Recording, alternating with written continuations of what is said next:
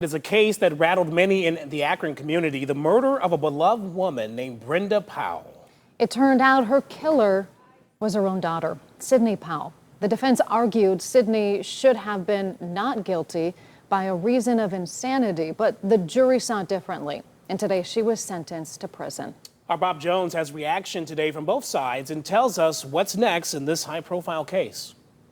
The murder of Brenda Powell, a longtime child life specialist at Akron Children's Showers Family Center for Childhood Cancer and Blood Disorders, stunned many in Akron. She was, by all accounts, a wonderful woman. Brenda's daughter, Sydney Powell, who was 19 years old at the time, used an iron skillet and a knife to kill her mom in their home in 2020.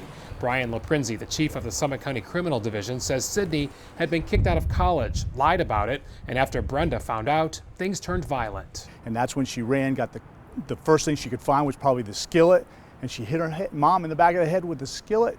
And then when she didn't die, she went and got a knife and stabbed her 30 times. The state of Ohio versus Sydney Nicole Powell. Our partners at Court TV covered the trial gavel to gavel. A jury found her guilty of murder, and today a judge sentenced Sydney to 15 years to life in prison. This was a brutal attack, and that brutality speaks to the insanity of this incident. Sydney's attorney, Don Milarczyk, strongly believes Sydney should have been found not guilty by reason of insanity and says Sydney considered her mom her best friend. So why did she do it?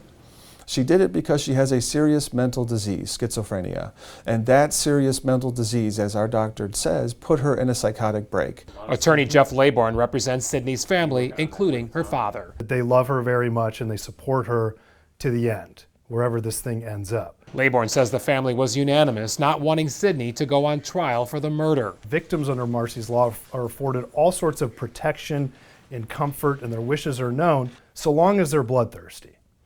If they want a different outcome than what the prosecutors want, then they're cast aside. But prosecutors say they must also consider the community's wishes, and while the case is extremely tragic, in the end, they believe there was justice for Brenda. That law does not require us to succumb to the wishes of the victim's family. The defendant's families often don't want us to prosecute their loved ones. That's not unusual at all. Sydney Powell's attorney plans to file an appeal with the Court of Appeals within 30 days, and one of the major issues will be challenging the way insanity defenses are written in Ohio.